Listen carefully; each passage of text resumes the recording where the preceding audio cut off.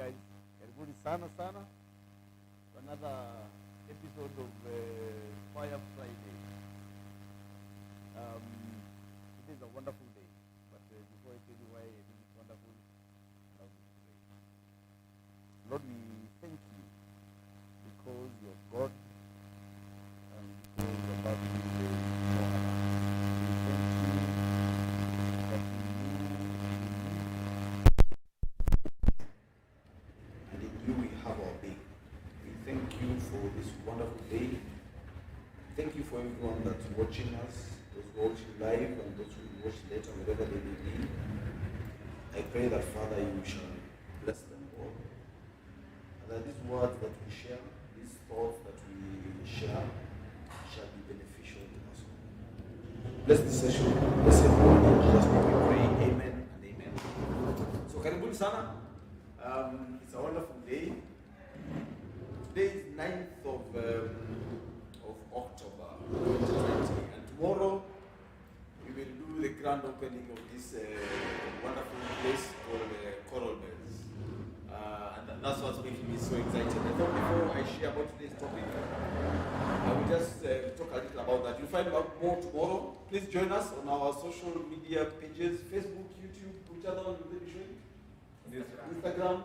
So please join us on the live. It will be live, it will be covered live.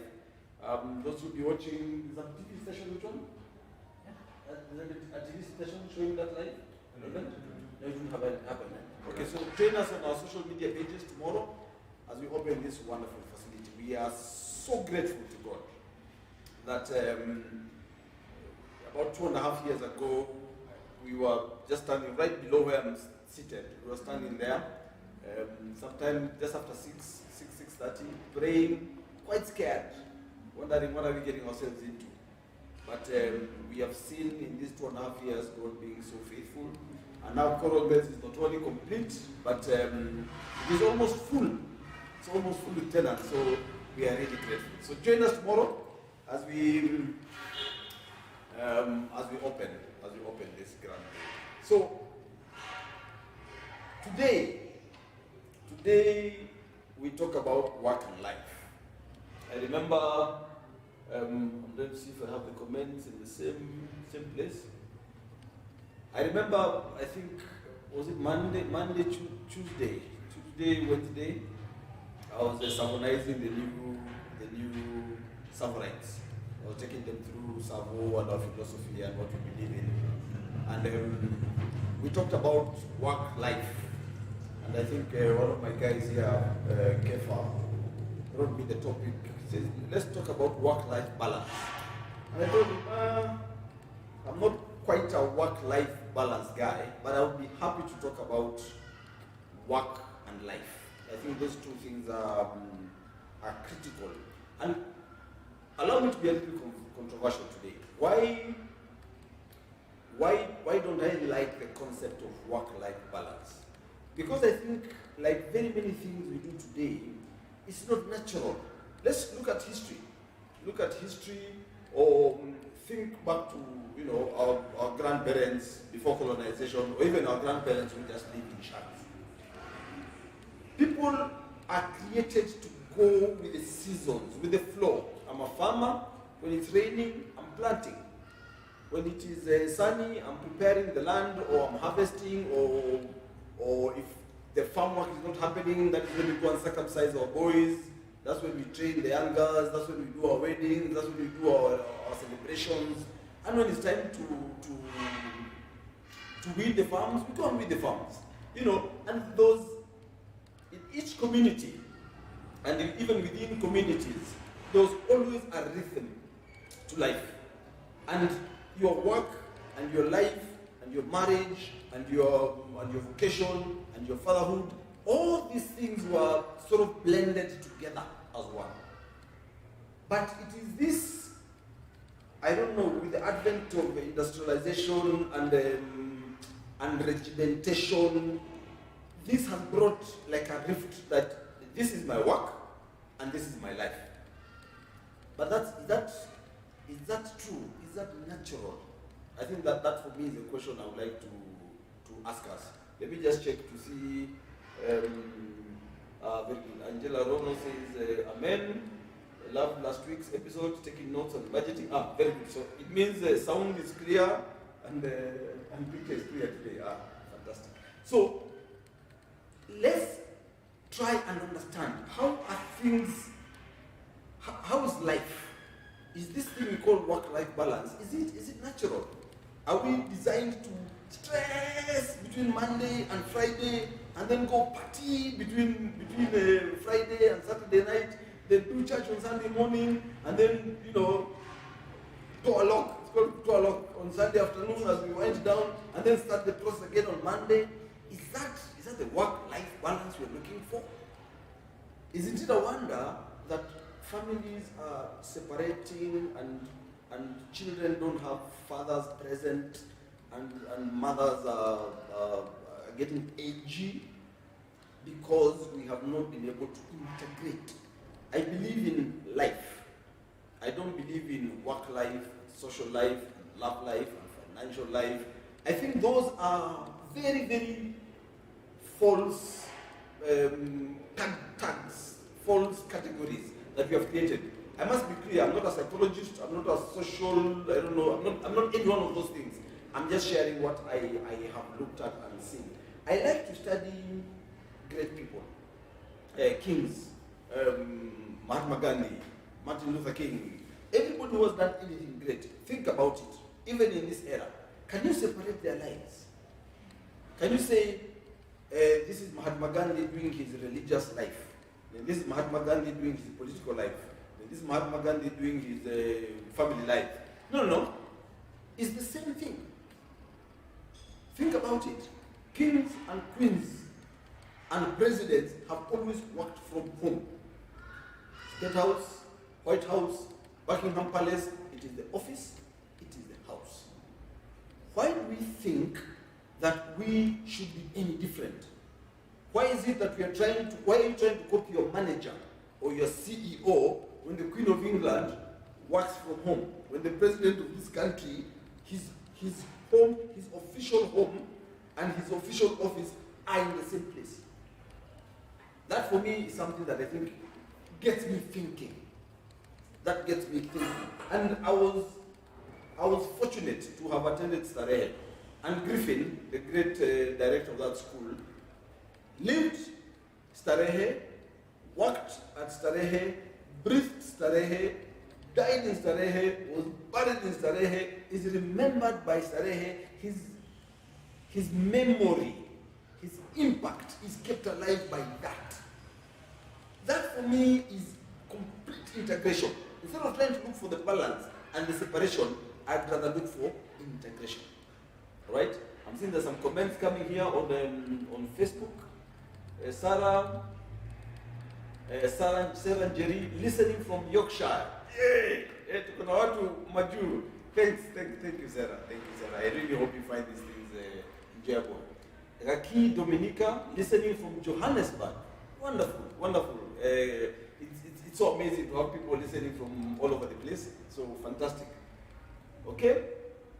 Evans Musomi, thank you. Yes, sound is clear on YouTube. Regina Rohio, you're on fire. Fantastic. Guys, if you get anything wrong, you will help me out in this. Now, let me get a little into our lives. As I've said, I think work-life balance is not the thing I fully believe in. I believe in integration, because I would like to separate two things today in this work and life or work-life balance debate. The people who are looking for work-life balance are the people who are trying to be efficient. Yeah? Now, if you're trying to be efficient, you're trying to get more done. You're trying to get more done in less time, trying to cram in as much as possible with as little energy as possible, or a lot of energy as possible, but in as little time as possible, so that you leave out some time to do the other important things, like family and children and what have you. But what if we try those who are effective? The people who are effective try to do less. They don't try to do more. They try to do less. I first read that concept many years ago in this book called A Purpose Driven Life. I've forgotten a lot of the concepts. But I think one of the opening chapters, one of the opening sentences was that the aim of life is not to do more, it is to do less. So people who are effective understand that get rid of most of the things that you have in your life. The people who are trying to get a work-life balance, the efficient ones, the accountants, like my wife. This is the one place that I think my wife and I have shared a lot of things, similarities, as we have grown. But on this particular issue, I think we've been extremely different. I wonder, why wasn't she here? She should have been here for us to be able to these ideas, yeah? But we've been very different. She's been the efficient type, work hard, do your to-do list, do your planning, everything was so well organized. I don't know whether it's because I'm lazy, but I believe the thing about life is to learn what matters and only focus on that. And forget everything else. And, just make an assumption that someone else will deal with the other things. So instead of doing a to-do list, I found a stop doing list as a more important document. Because the time I did a to-do list, you spend so much time. I don't know how many of you have done that. Maybe someone can share with us. How many of you have taken so much time doing to-do lists? You put your things, 20 things, But if you learn to do a stop doing list, then you realize that you get to do very few things, do them very well, because then they end up having great impact. So in our lives, as my wife is on this side of very efficient, very hardworking, trying to get things done, but still coming home at 1 or 2 during end month because she's an accountant, and me on this other side, we seemed to differ. And I was very deliberate in my life trying to get this thing done. I remember one of the first lessons I learned was in school. I was a student leader in the department, and there was a time we were trying to remove our chairman of the department, right? So it's this guy, we didn't like him and what have you. For whether we are right or wrong, that's another story. So we were in the vice chancellor's boardroom, and this guy, all eyes on him, is center stage. And it was about 3:30. And then he just stopped the meeting. He said, "Ladies and gentlemen, I know that this meeting is about me and my career is on the line. But I have always picked my children from school. That has been the commitment I made. So allow me to go and pick them. I drop them home. Then I will come back and we shall continue. I'll be here within 40 minutes." And I think the vice chancellor was taken aback. Yeah? And the guy was allowed to go. He went, he did his thing, and he came back, and we continued with our riotous acts and accusations. But I learned a great lesson from that man that day. That it's possible, even in the hardest moments, to be able to integrate your life fully. So, having Griffin in high school, meeting that guy when I was in the university, I learned some things. When I started life, I used to hustle from the house. Yeah, I'm painting from home, taking care of my son, teaching him how to walk, changing his nappies. Those are the days before diapers. Those were days of napkins. I don't know if you guys can remember. And then you sort of tied with you fastened it with a pin. Yeah, and I did all that because I felt I need to paint, pay the bills, but I also need to raise my son. And for me, the two were one. Yeah, so we did that. By the time I was starting my office, I started my office in my house. I started my first company. I founded it in my house, right? So we were there, guys come to work. I remember my first member of staff was a guy called Joseph. We used to pay him 3K, the poor guy. I think the 3K was not enough for bus fare. And you come all the way from Githunguri or something, and every morning you come with milk and ndomas, and you cook breakfast, and then you cook lunch. So it was my home and my office. And somehow it gave me an opportunity. I can drop the children, I can work at 2 in the morning, I can work during the day, and somehow my life got integrated. And those were lessons that I learned. I remember even later, as the company grew, and we built our own, this is not Savo, this is my architectural company that I used to run before I joined Savo. We built an office complex for ourselves. And I began to build my house within that office complex. Because I had seen how Griffin had lived. I had studied my grandfather, both of them, both my paternal and maternal grandfather, how they had lived. with their farming and their lives and everything. And they said, no, I would like to be very close to work. I would like to bring these things together so that then I'm able to help. And somehow I don't remember conflict. Because for me, even my choice of home, my choice of office location, because I've always been a hustler, my choice of children's school, those three things have always been closed. They have always been closed. I never believed in children waking up at 5 so that they can make it to school. I didn't believe in getting stuck in traffic. And this is not now. This is from the time that I was beginning to work. You see? So even when I was sitting at the university, sorry, I seem to be cramming in so many things of my life. When I was sitting at the university, I sort of integrated the students. The administration, the bureaucracy in the administration was too big for me. So I decided I have these students that I have 4 years. First year, second year, third year, fourth year. And I integrated them into my life. I remember when we were doing our wedding. My wedding clothes were made by my students. So, I was trying to fix all these things. If I have something to do, I would schedule my classes. I say, guys, can we meet on Saturday? And we start at 8, and do something until 3, so that I have something to do on Wednesday, then I don't inconvenience, I don't miss class, but I was able to integrate these kids into my life. And that seemed to help me a great deal. Okay? Let me see, I'm seeing comments here. Aki, Dominica, life audit of things that don't add value is critical. Apply the 4D model to your free time. Drop, delegate, delay, or do. You focus on doing that which is important. I could not agree with you anymore. I could not agree with you more than that. I think drop, delegate, delay, do. I think that's a fantastic thing. I'm hearing the 4D model for the first time today, and you have taught me something. So, asante sana. Blooming to ladies. Wow, that's a nice thing. Blooming to ladies, so YouTube. You have mentioned being lazy, even in past videos. Is it a positive attribute you have interpreted in a new way? Does that mean your wife suffers picking up on you as you're lazy about, or Yes, I think my activity is in my head. My mind is hyperactive. I've not believed. Okay, sorry, there's some noise in the background. It's distracting me. I've always been mentally hyperactive, but I've never really liked doing too many things. So I learned what to do.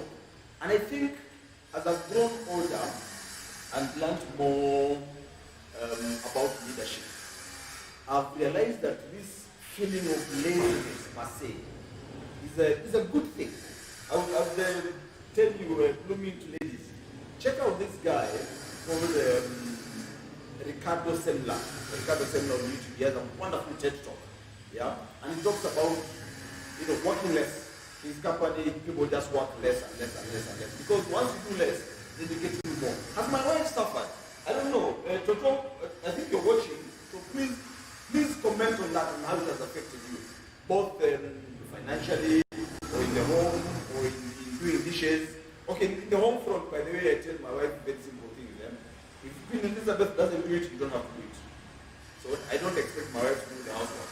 From the very beginning, I've always believed that in Africa, labor is very cheap.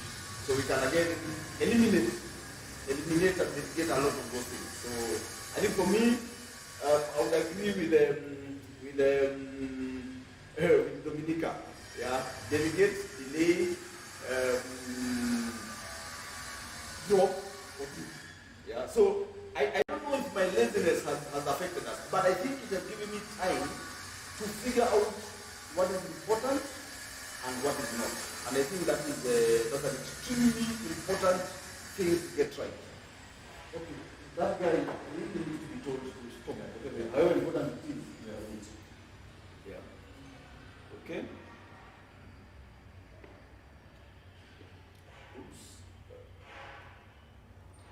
Wonderful. Mcharo, brilliant ideas come from those moments of laziness. business. So it has worked best for us. Yeah, so blooming to ladies, I hope you can hear that from Emily. I think we really have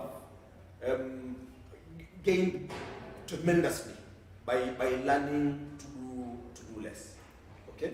So as we wait for more comments and questions, please start to bring them on so that we're able to engage. Yes, there's some noise in the background. I think we have stopped now. Thank you, Evelyn. Yeah, there's someone who was welding. You're very right. So they have stopped. They have stopped. Yeah. What? Okay. Yeah. Yeah. Our apologies. I think people are trying to prepare for tomorrow's grand opening. So everything is nice. Now, let me just continue a bit. So I told you guys that when I was running my other company, I was even building my home there, in trying to integrate. When we started our hostel, the gentleman called Musioki, I think you've heard me talk about Musioki as many times, or you've heard me talk about cleanliness, if not more. Musioki started as our worker. Then he became our friend. Now he's become like a brother. You know, and I learned a great lesson from this guy, that even as we started Savo, we have been able to integrate everyone else within the company to be like that. So that people are not, we don't consider them workers or colleagues. We have integrated them into this system. That they become friends, we become family with them. This noise, guys, I am so sorry. I don't know. What is going on? It's from my residence house. Yeah? Come again? It's from my residence house. Yes. They've gone to sell it to. Yeah, they really must. Yeah. Sorry guys. It's a resident. It's not one of our workers. It's a resident. So I think they feel they have rights to do whatever they want, which they do. But I wish they could be more considerate at this time. Okay. So that is how the life has been, and I'd like to share also how we try and do things at Savo. I think I have probably been able to integrate work and life even here, but I don't think my guys are there yet. So we are really working on it. But I think I'm more interested in the questions. So blooming to ladies, thanks for the response. Have missed a bit because of the drilling, but I've got responses for the TED Talk guy. Okay, wonderful. Our sincere apologies about that. So please keep them coming. So I think just the study, and I think I always tell people, study the greats. The greats integrate. So fun, and maybe let me just clarify this. Don't fake it. Don't suffer at work and think, oh, now I really must integrate my work and my work is my joy. No. I think it's important to have self-confidence. When I was employed at the beginning of my career, just after school, I think I had clarity in my mind that I am Leonard Mcharo Company Limited, giving my services to whichever company I was working for. That helped me in doing two things. It helped me because I looked at myself as an independent contractor, and my output, my success in my work did not depend on my boss's approval of me, but it depended on the value I give to the company I was working for. So just that helps me to be extremely effective in my things. But being very effective gives you something else. It makes it easy for you to be able to go boundaries and just tell the boss, whoever, look, I don't cross this line. If, again, my friend Musioki, his children, he takes his kids and boarding school. He takes his kids to school every day. It doesn't matter whatever emergency there is at Savo, he will take his daughter to school on that day. And that's a non-negotiable. But you know what? We don't mind doing that because the guy is effective. The guy gets his stuff done. So even for those who are employed, I think if you cut out a niche for yourself as a highly effective person, someone who always delivers, someone who always gets the thing done, by knowing what get a lot of leeway and create your boundaries and draw some lines. And everybody will respect you for that. I think I've tried it, I've seen Muzoki tried it, I've seen a few people trying it, and it works. But if you're less effective, then fear comes in. And with fear, then you're not able to do too much. Okay? Some more guys. You're letting me down, man. Bring on the comments. Guys, is there anything I'm missing here? Or I'm addressing all the comments that are coming on board? Okay. So bring them on so that we're able to address them a little more. Let me talk a little about Sabo. The guy has refused, the dealer. He said no. Okay, guys, sorry. It's a resident, we looked for them, they are a customer, they have rights, so please try and bear with us. We are doing the best we can, but we can't force. So if they keep quiet, well and good. If they refuse, well, let's try and just do what we have to do. Let me talk a little about Sabo. So after all this journey, after all these years, God has blessed us to come to this place called Sabo. Now for me, Sabo is now my work, it's my purpose in life, it is integrated into who I am, it is integrated into who I am becoming. I rightfully or wrongly, I have convinced myself that it has something to do with why God put me here. This is the work of my life. Whether it is leading the company or serving the purpose of the company to enable investors achieve financial independence, or the foundation that now educates young, bright, but needy children, or all the things that we are going to do.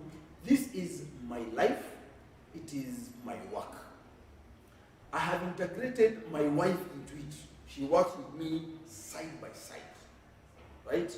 It is central even in our marriage. When we look at, because we work on our marriage the same way we work on the company. There's sort of a science, there's the love bit and the passion bit, but there's also the scientific bit that we try and just with the same tools. And even in our marriage, we have integrated this company. So we have integrated our work, our marriage, our sons are integrated into this thing. Psychologically, they get it. Physically, the firstborn already works here. Our Savorites are our friends. The guys we work with here, they are my pals. When I have heavy issues to talk to, I know there are some men I can reach out to and talk to. My investors, some of my best friends are my investors. They are my friends, they are my investors, they are my buddies, they are my soulmates. So we integrate this whole thing together. So my friends are around here, my wife is here, my sons are here, my purpose is inbuilt within this place. Interestingly, when my father prays for me, when we're just praying, he will pray for my siblings, he will pray for their work. He prays for Savo specifically, not my job.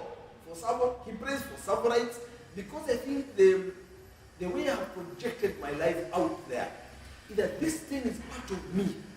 It is who I am. And then that means there's no stress. Sometimes it's ridiculous, not sometimes, okay, most times, people find it ridiculous that when my wife and I are really talking very, like we're having our us moment, somehow Sabu just keeps walking in and out of the conversation, just keeps moving in and out of the conversation. So it's possible over time at different seasons, at different times, in different ways, in different scales and categories, you are able to integrate your work and your life within this. I'll talk a little more about my encouragement to the Savorites, but I think I'll do that as we go on. Today people have decided they're not doing comments, and I will run out of content. Most of my content is dependent on the questions that you ask. So when you ask more, then I'm able to deliver more content. If I keep talking, I will run out of what I had prepared to say. But anyway, so I've been fortunate that first I had that mindset. My wife, of course, let's go back to blooming to ladies.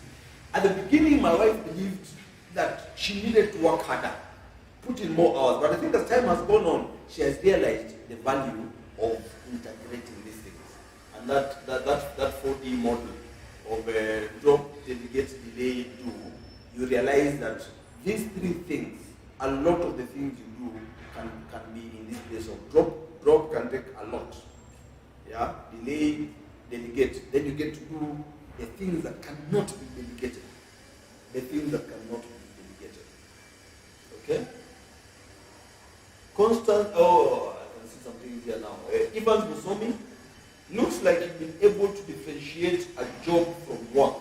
That's the biggest mind shift I see. I agree with you completely. I have always, and I think I learned this from 3. I read some book whose title I cannot remember. But I've always hated the whole idea of a job. Even the guys who come to Savo, when they meet them, the ones I was sermonizing on Tuesday and Wednesday, I told them, hey, you don't have a job. You have responsibilities. You have, try and make this your life's work or a build-up to your life's work, whatever purpose you'll be called to. A job is tiring. For me, it is part of slavery. But if you remove that if you're young and you need to be employed, you are working to learn. You're not working to earn. I think for me that distinction has been very, very clear. At Savo, I try to take guys as much as possible. We don't have employer and employee. And it's not just jargon. I like to have partners. I think partners work harder and earn more and grow faster. If I'm a partner, I told you I was learning Mcharo Company Limited, giving services to the University of Nairobi or whichever architectural company I worked for at some point. So I agree with you completely. Separating or differentiating a job from work. I think work can be done throughout. Griffin had a prayer, and the prayer, I think he copied from Carrie Francis, the great Carrie Francis. And Griffin's prayer was very simple. Lord, give me work until the end of my life, and give me life until the end of my work. And I was like, man, this is amazing. Griffin was like that. My paternal grandfather was like that. My paternal grandmother, who's still alive, is like that. Jesus Christ was like that. Moses was like that. Paul the Apostle was like that. Mahatma Gandhi was like that. Martin Luther King was like that. Every great person, I think, prays that prayer. Lord, give me work until the end of my life, and life until the end of my work. A job is a stressful, enslaving thing. Work is a freeing and significant thing. So I agree with you, Evans, completely. Evans Mokio, you're saying, how can one balance life and work? Now that's what I'm saying. Don't try to balance them. Don't try to balance them. Integrate them. Make them one. Yeah? Look at the ants. Look at the birds. Just look at any wild creature. It's the same thing. The fun, the work, you're looking for food, everything is integrated. And I think that's how life is. So I would say, don't try to balance. If you try to balance, you might fail. Try to integrate.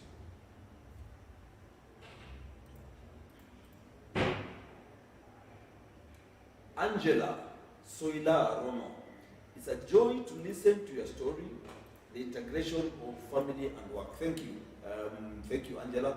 I think in these sessions, we try as much as possible to just open up and be vulnerable. I am not sure if it's a wise thing to do or it's a bad thing to do. Some people, I think, try to project their businesses and try to hide their personal lives. I pray to God that this is the right move. I find it very difficult trying to do that. So I decided, let's just open up and see. If there's a backlash, we will plan.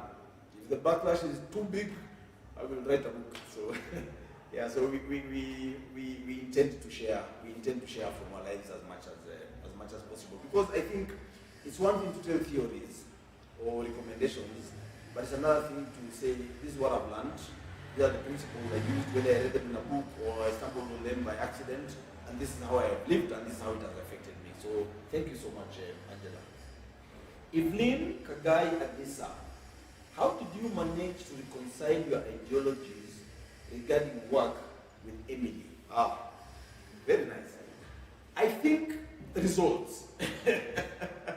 Results is a key thing, because leadership is spelled with a capital R. And I'm not saying that because my children are half Kikuyu and my wife is one. I'm not shabby. Leadership is spelled with capital R, and the R is the results. During this week, I was summarizing the guys again. I told them, had my method not worked, I would have been the laughing stock of my in-laws, because Emily and her entire very large family are very hardworking, very driven people. And if my method failed, they would have just wondered, where will Molewa and Nyama in again?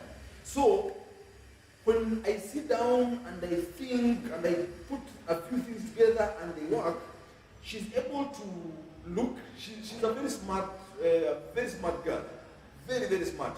She will not put her energy in a place that has no profit. That's one thing you can be guaranteed.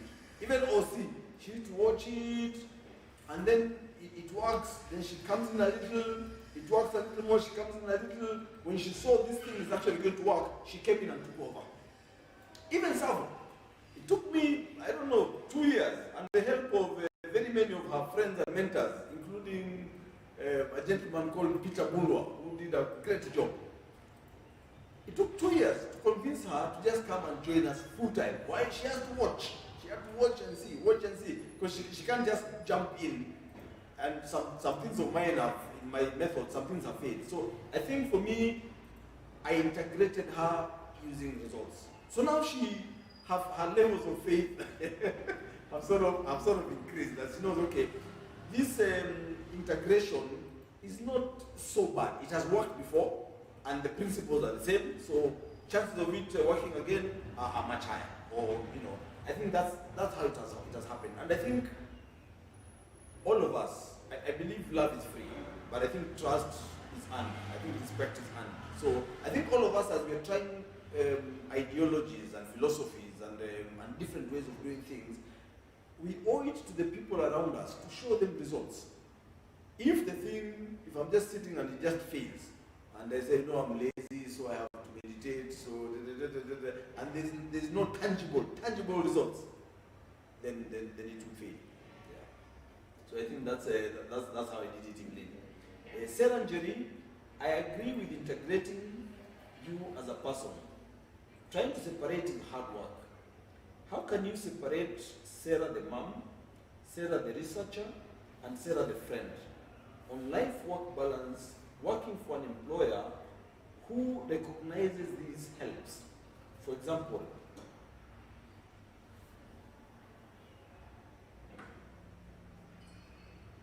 okay,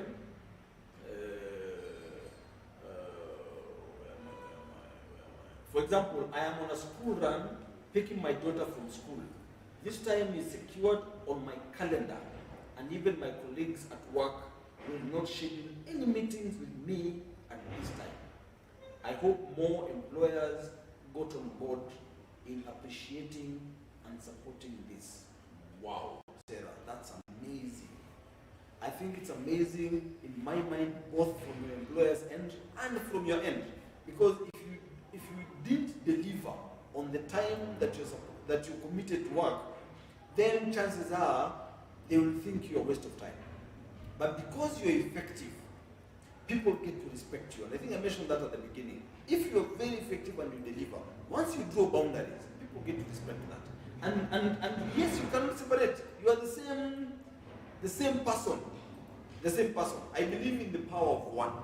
Yeah, one day maybe I'll talk about, you guys will give me a topic. I just talk about the power of one. Because I think trying to do too many things is too much. But there's just one Sarah. All these other things are manifestations of her. There is the roots, there is the trunk, there are the branches, there are the fruits, there are the leaves, but one tree.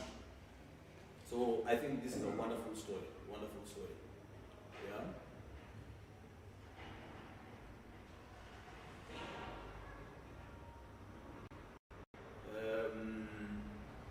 Sally Kim, Simon Sinek breaks down the life-work balance to the why.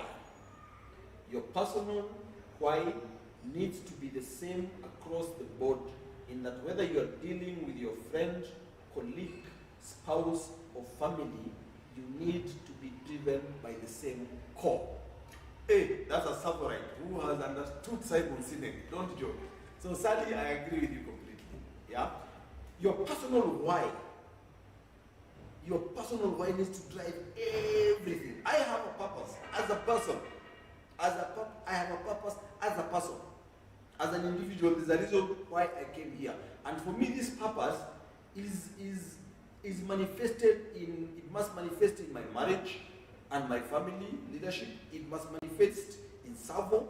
It must manifest in the foundation. I think those are the three things I really focus on right now.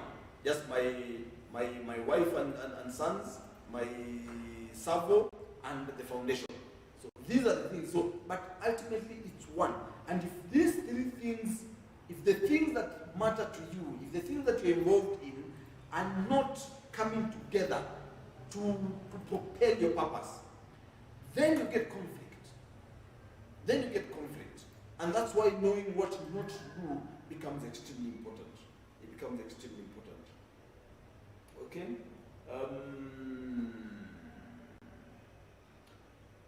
Evans Musomi, yes, another one here. It seems you do more as you integrate.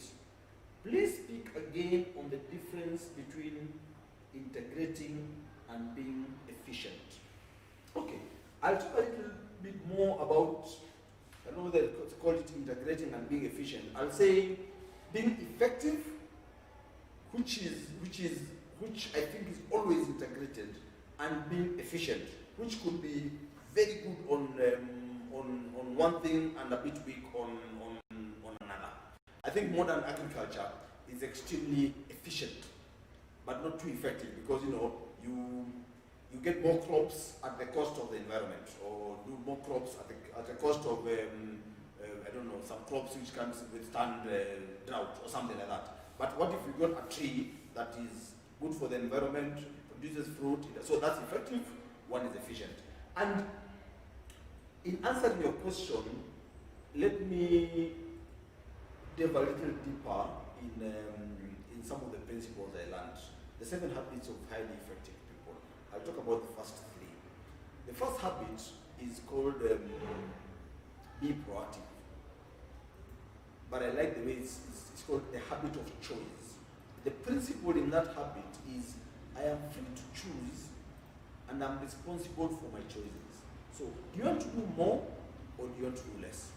Do you want to integrate your life, or do you want to have it in boxes? When you're coming to work, leave your home issues at the door. When you're coming home, leave your work issues at the door. So, do you want to be integrated, or do you want to compartmentalize? Whatever you choose, you're free, but you're also responsible for the choices. The second habit is start with the end in mind, and I'll tell that with Sally.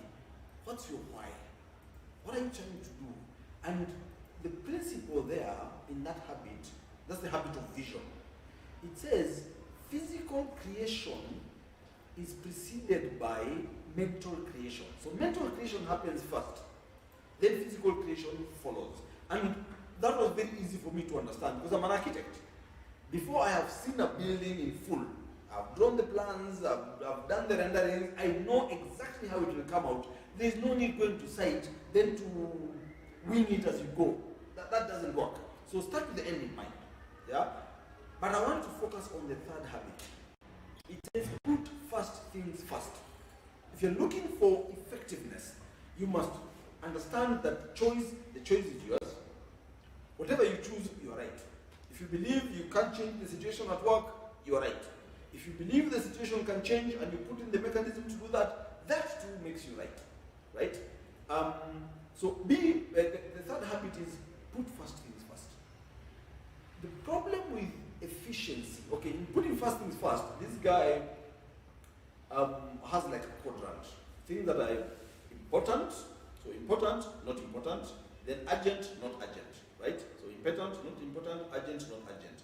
So you have a box here that is important and urgent.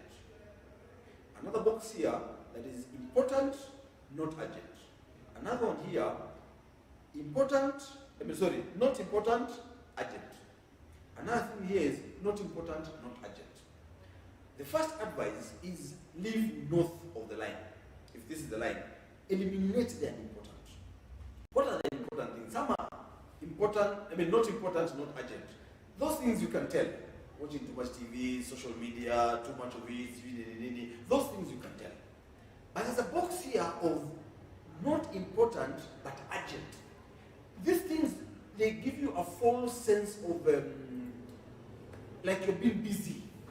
But it's a lot of rubbish. Too many meetings, too many emails. You must answer everything that comes. You are receiving an email that has been copied to 15 people, and each of those 15 people must reply and copy all the 15 people. It's too much. People are coming with their own issues. If at the workplace, if I have not done my job, whether I'm the boss or your colleague or your junior, and I bring it to you and make it your issue, for you, that thing should be unimportant. However urgent it is, I think, and I believe, and I'm telling my guys here, you need to ignore it.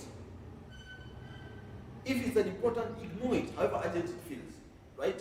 Then there's this place of importance. So let's try and eliminate all these things that are not important. There's this place here that most efficient people put their time on. The hardworking, well-trained, highly driven people. The urgent and the important. I must deal with this issue. Then I must deal with this issue. Then I must deal with this issue. There's a deadline to be met. There's this to be done. There's that to be done. There's that to be done. Now that is high stress. High stress. That's where answers come from. That's where strained relationships come from. That's where a lot of things come from. A lot gets done. And people make a lot of money. People rise in their careers. People move. When my wife was, I think, 30, I began to tell her, let's begin to think of getting out. It took me 10 years, between the time I told her to begin thinking of getting out of the corporate world to the time she actually got out. Someone had asked the question about how did I integrate this thing. It also takes patience. It took me about 10 years. I told her, study the people who are at work, 37 and above.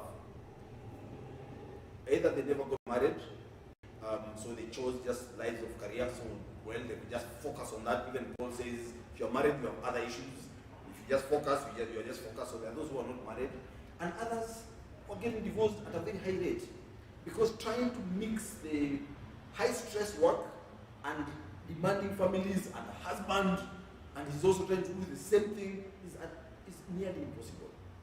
But in this other place, where things are important but not urgent, this is the place that most people ignore, but the highly effective people focus. Look at Mahatma Gandhi. There is a civil war in India. For those of you who have not watched the movie Gandhi, I suggest you watch it. There's a civil war. And the guy just fasts. He doesn't hold rallies. He doesn't talk to people. He does not call for conferences. He does not do peace and reconciliation commissions. He just fasts. He knows what is important. And the war stops. That is a very high level. So at this place, that things are important and not urgent, this is where you do your value clarification. This is where you do your preparation. This is where you do your relationship building. This is where you take care of your body and your mind and your soul and your spirituality. This is where you fortify yourself. Now, the thing I've learned as I've grown older, the more time I spend here, the less crises there are. I tell you, people don't copy me on, people first of all don't write me emails. They don't copy me on emails. I never receive any work email. Even a few friends of mine, a few investors who are my friends, they feel they need to have me on copy. But it doesn't help. Because my people, I think, are solid. Yeah, my people are solid. So you don't need to copy me. So because I have eliminated emails, I have eliminated work phone calls, I'm able to think about the purpose and the meaning and the impact of service. I'm able to sit down and think. And my grandfather told me, if you want to be effective, young man, it's my particular maternal grandfather, the one I'm named after, take as long, if you need to do something within a year, think about it for a year or even two. So some things that are important, you need to think about them for a very long time. The people who are on the urgent and important, if they work really, really hard, are able to increase things by 5%, 10% efficiency, 20% efficiency, 30% efficiency. They're able to move and make gradual incremental steps. But I believe that if you focus on the important and not urgent, you are able to add a zero on whatever it is that you're doing. That if I'm able to create 10 shillings, if I sit and focus on what really matters, I can make that 10 shillings 100 shillings. If I'm a freedom fighter, I can move from more meetings and less brutality from the colonial masters, I can get independence. If I'm trying to create a movement, I can move from me trying to hold the rallies to getting everybody involved and everybody spreading the message. So that's the power of this area. That's the power of focusing on the things that are important and not urgent. When Moses goes up on the hill and stays there, 40 days, until guys are wondering, hey, this guy must be dead. But he knew what was important. So, understanding that it's not the urgent things. Urgent things must never take the place of important things. So, focus on the importance. That's why it looks lazy. The outside appearance looks like you're being lazy, but if you really think about it, you actually get to eliminate the urgent. So effectiveness, first of all, calls that you eliminate the unimportant. And as time goes by, you begin to eliminate the urgent. Look at the Pope Francis. Have you ever seen that guy in a hurry? You ever see him running? You ever see him trying to accomplish? Walks slowly, he does his things, talks a few words that we can't even hear, but whatever he says, whatever he'll be in a crowd. I think I really like his understanding of the human psyche. He'll be a crowd, there'll be a man with a deformed head. He will take that guy and kiss that head. And that is power. That is what it means by being effective. That is how you integrate your work and your life. Sorry guys, you asked me a question, and here I am, I've given you a summary. But I really hope it makes sense. Okay. Jane Waller, good conversation. Is it our ending desire for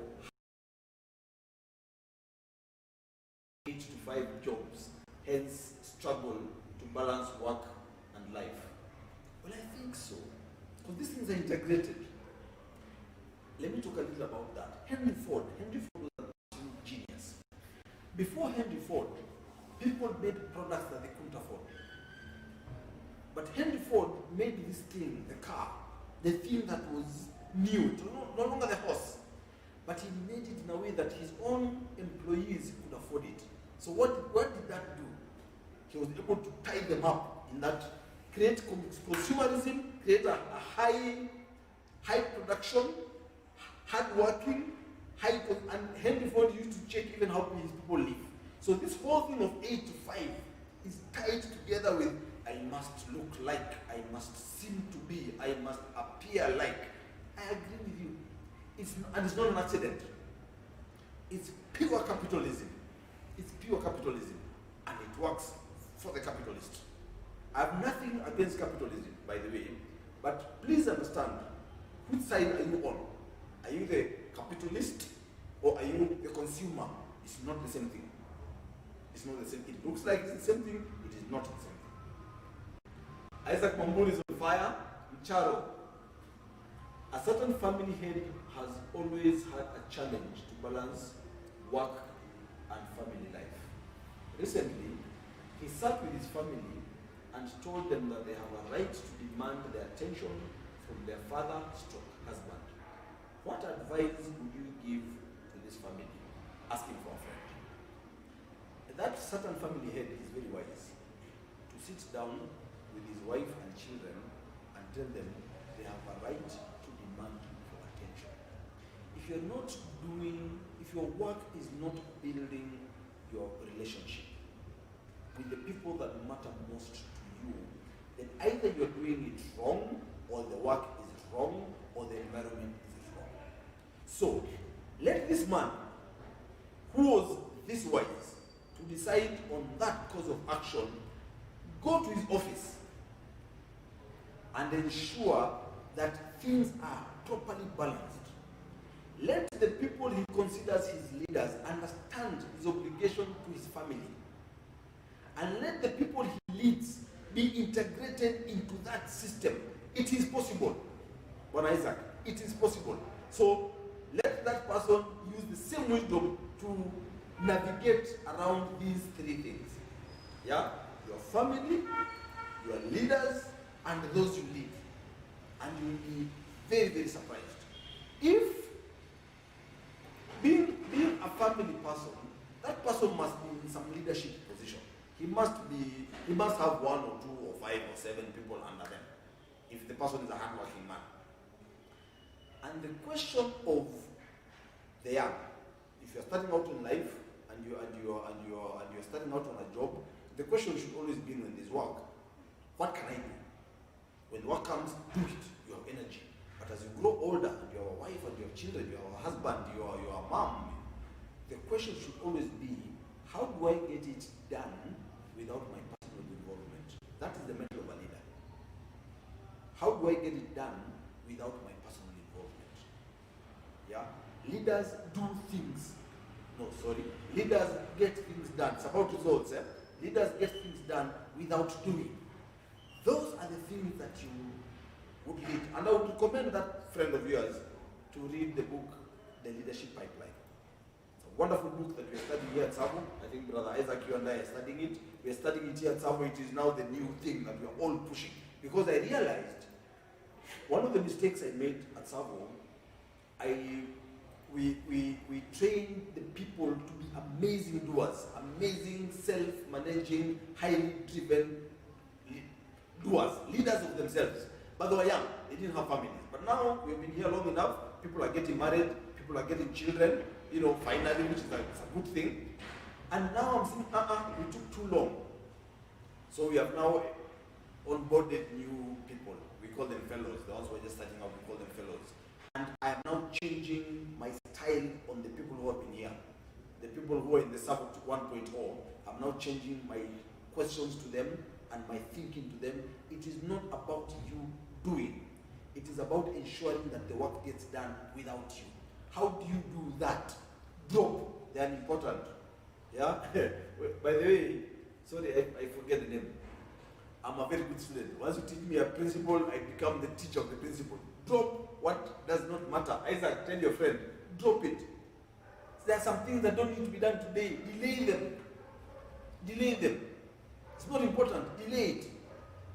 There are some things, most things at work, if you're a leader, almost 100% of the things can be delegated. And then you do. What do you do? One of the things you need to do is to build relationships. Build relationships with your leaders so that they get to understand you. Like Sarah, the researcher, and mom, and friend, and school mom. Develop a relationship with your leaders that they get you. Develop a relationship with your colleagues that they understand what you're about. Develop a relationship with those you lead and build them. Focus on building them. Don't focus on doing the work. Focus on building people. That gives you the ample opportunity to develop a strong relationship with your wife and your children. With your friend's wife and your friend's children. Okay?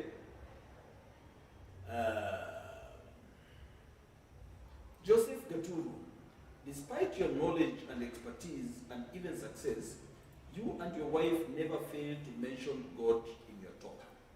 God is fully the main foundation to value in our lives, along with all the others. With all the others I love. Mcharo has replied, yes, Joseph, we are because of God's favor.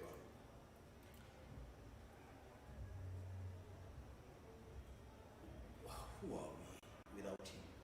Who am I without Him? My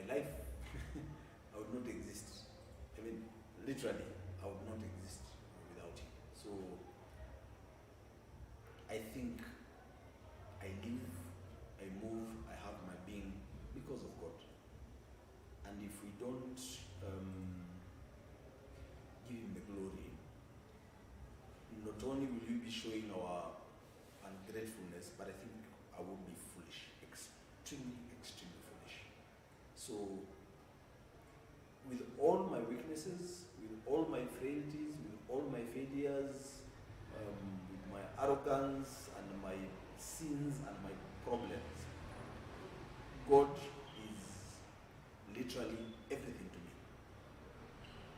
And I say that without condition. Yeah, so thank you for noting that, Joseph. Okay.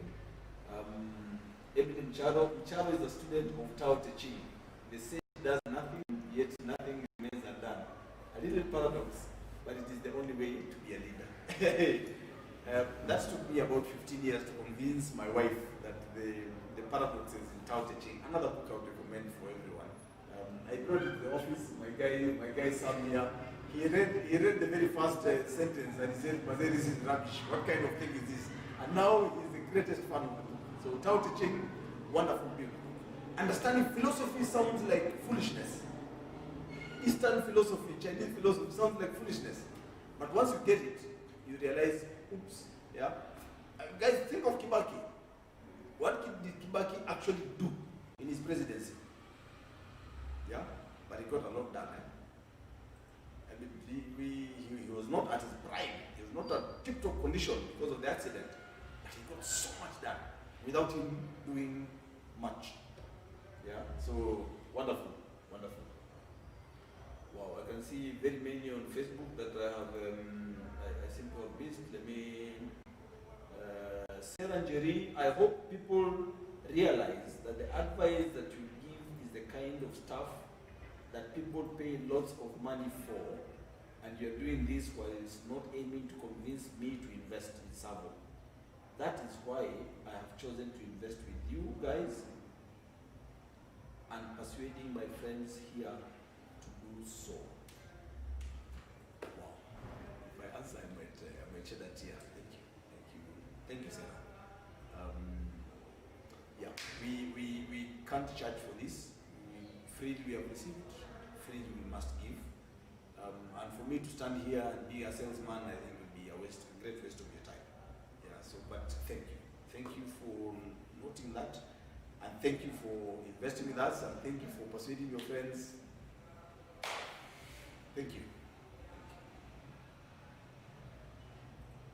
This is the problem of sharing. I begin to get emotional up in front of everyone. Like in the Mundialewe, to didn't leave, right? What time is it, guys? I can't see the time. 6:04. Oh, it's already time. Oops. Can wrap up with a few comments left. Okay. Sorry guys, I lost track of time. Evelyn, please repeat the book title on leadership. Leadership Pipeline by, can you guys, you have already, okay, they'll put it on the comments. But the book is Leadership Pipeline, I can't remember the author. But anyway, in the comment. Thank you, Evelyn. Sally Kim reminding us that the sage does nothing, yet nothing is left undone. Sally Kim is one of the people who got shocked at that statement. So, but now she's beginning to understand it. Sounds paradoxical, but very true. Hi everyone. The book is called The Leadership Pipeline: How to Build a Leadership-Powered Company by Ram Charan and the other guys. And these are old people. Usually old people. I think they've been there, done that. They seem to know what they're doing. And I've learned this from some of my great friends, even here. People who are reading. I have a wonderful friend who leads one of the most vibrant churches in this country. Vibrant, big. The doctrine is solid to the core, and the man is humble. You can't believe it. Yeah. So I've learned a lot from that man, and if he's watching this, he knows himself. Fantastic. I think have I checked everything, guys? Yes. I have. So guys, wonderful. It's been great. The welding stopped. God works in mysterious ways. Actually, the residents say they're watching too, so they apologize. Oh, wonderful. So, resident, whoever you are, thank you. Thank you first for investing with us. My apologies for thinking that it was our guys who were making noise. And thank you for watching even and for making the noise stop. So, guys, it's been wonderful. Join us tomorrow as we celebrate God in this in opening of choral bells. And my prayer is that we will do what we set out to do. Building the building was a good thing. It was amazing. But for me, being here and feeling the life in the building, feeling, listen to the music, watching the lights, seeing people talk, walk up and down, sit in the garden, swim up in the pool. I mean, there's so much energy here. It's like being in the city. It's like a continuous festival, and it's amazing, and we really are thankful. So, thank you. I don't know why I'm feeling emotional as I conclude this thing. So, but thank you. I've had a great time, and I really hope you found it worthwhile. God bless.